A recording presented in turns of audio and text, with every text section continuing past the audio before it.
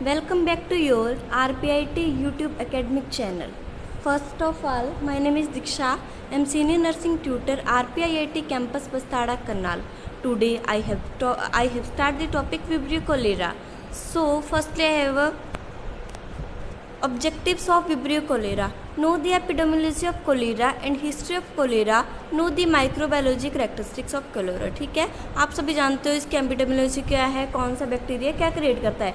जो कलेरा है आपको पता होगा डायरिया क्रिएट करता है, और डायरिया हमारी मोस्ट ऑफ समर की डिजीज़ है जो सभी पर्सनस को ऑक्यूपाइड होती है. ठीक है. Describe the pathogens of cholera, क्या क्या हम पढ़ेंगे. डिस्क्राइब द क्लिनिकल फीचर्स पढ़ेंगे. मेथड ऑफ लेबोरेटरी डायग्नोस पढ़ेंगे. And management of the cholera and control of the outbreak. So they have discussed one by one. First one, overview. Vibrio cholera क्या होता है. Cholera is the life threatening intestinal infection. ठीक है, जो cholera है हमारा life threatening intestinal infection है जो स्मॉल इंटेस्टाइन में होता है.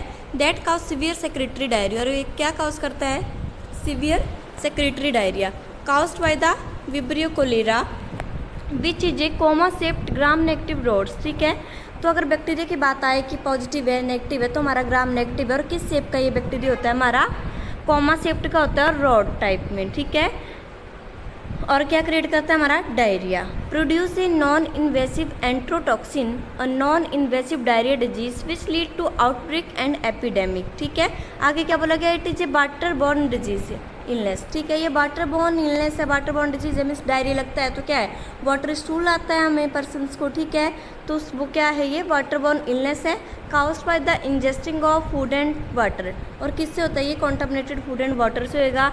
Growing salt and fresh water during war Harrison etcetera. Okay, ये था हमारा ओवरव्यू. कोलेरा क्या है, हमारी लाइफ थ्रेटनिंग डिजीज थी, स्मॉल इंटेस्ट में हो रही थी और सीवियर डायरिया काउज कर रही थी.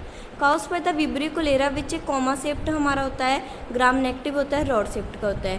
प्रोड्यूस है क्या करता है हमारा, एपिडेमिक डिजीज़ है, वाटर बॉर्न डिजीज़ है. आगे बढ़ेंगे डिस्कवरी कि किसने जो हमारा कोलेरा डिजीज़ है, कोलेरा है, उसकी डिस्कवरी की थी. तो फर्स्ट वन आ जाता है John Snow discovered the outbreak of the London 1854 में किया था. It was related to the Broad Street pump sewage contamination. Remove the pump handle and end of the outbreaks. आगे जाता है एपिडेमियोलॉजी. एपिडेमियोलॉजी क्या है हमारे कोलेरा की.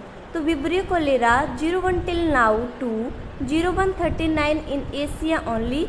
Sero group organism are caused of epidemic cholera.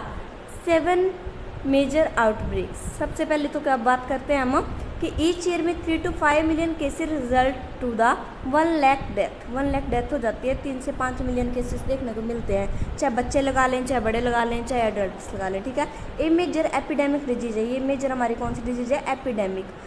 Common in India, sub Saharan Africa, southern Asia, but very rare in the industrialised countries. ठीक है, it is a leading cause in death in Africa. ठीक है, epidemic in area of the poor sanitation. किसकी वजह से create होती है, poor sanitation हो जहाँ पर हमारा. ठीक है, इन 2060 the Haiti after hurricanes Matthew South Sudan and Yemen in many African country. Risk factor किसको होता है, people in the low gastric acid and more susceptible. Children और एल्डरली को होता है. या फिर देखो ओ ब्लड टाइप दिया है जिसका ओ हो, बी है, ए और ए बी, इन सारे पर्सन को कुपाई होती है.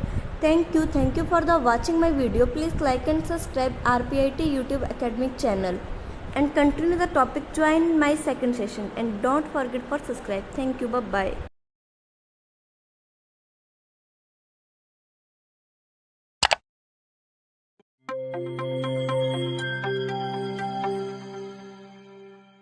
Welcome back to your RPIT YouTube academic channel. My name is Diksha. I am senior nursing tutor RPIT campus Bastada Karnal. Today I have discussed my previous topic Vibrio cholera. So in this session I have discussed about transmission and infective factor of the Vibrio cholera. First one, transmission. Transmitted by हमने पहले ही अपनी first video में discuss कर लिया था कि contaminated food and water से होती है. अगर ज़्यादा इसका ट्रांसमिशन हमने चेक करना हो तो transmission by faecal oral route, strictly human transmitted. Resulting diarrhea make it easy for bacteria to spread in unsanitary condition causing epidemic. इसने क्या बोला गया है कि जो हमारा डायरिया है वो किसकी वजह से होता है, फिकल ओरल रूट से। इसमें जो बैक्टीरिया इजी ट्रांसमिटेड हो जाता है, इजी स्प्रेड हो जाता है इस कंडीशन में, ठीक है। कॉमन इन समर, मैंने पहले ही बता दिया था फर्स्ट वीडियो में, कॉमन किस में होता है, समर सीजन में। Grow in the brackish estuaries and coastal waters often in close association which copepods in other zooplankton come sewage of the infected person contaminated water supply. Most of तो आ जाता है हमारा infected water supply की वजह से, ठीक है। Under cooked shellfish children elderly and people with less gastric acidity at the higher risk than others, ठीक है। फिकल ओरल रूट से होती है, मोस्ट ऑफ समर सीजन में होती है और कॉन्टामिनेटेड वाटर से होएगी। अब पढ़ेंगे हम इसका पीरियड ऑफ द इन्फेक्टिविटी कि कितने टाइम में स्प्रेड हो जाता है, क्या क्या काउज कर देता है ये, ठीक है। Period of infectivity during acute stage till recovery at end of the 3 weeks infected person can produce up to 20 litre to 10-9 CFU/ml per day, ठीक है।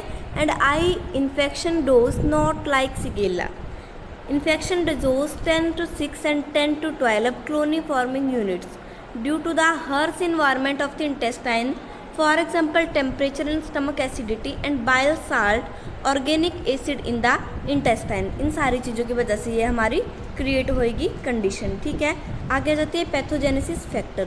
Vibrio cholera use toxin coregulated pili TCP and colonize the human intestine, produce enterotoxin, then this wall activity camp in will affect chloride channel and this chloride goes to the lumen then sodium, following chloride creating an osmotic gradient, so water goes secrete a large amount of the watery diarrhea।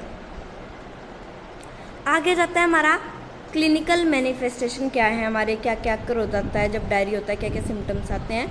तो सबसे पहले incubation period की बात करें तो incubation period range from a few hour to 5 days। Few hour से start हो जाएगा, बैक्टीरिया एंटर कर गया, बट स्टार्ट कब होएगा, 5 days। रेंज रहेगी 1 to 3 in a day, depending on gastric activity, acidity and initial infection dose. 75% of the cases asymptomatic. जब 75% ऐसे केसेस होते हैं जिसमें एसिम्टोमेटिक होते हैं, कोई सिम्टम चक्कर वगैरह नहीं होते, ठीक है। तो अगली वीडियो में हम डिस्कस करेंगे कि सिम्टम क्या क्या करेंगे, क्या क्या साइनल सिम्टम आएंगे। Thank you for the watching my video. Please like and subscribe RPIT YouTube academic channel and continue the topic. Join my second session. Don't forget subscribe the channel. Bye bye.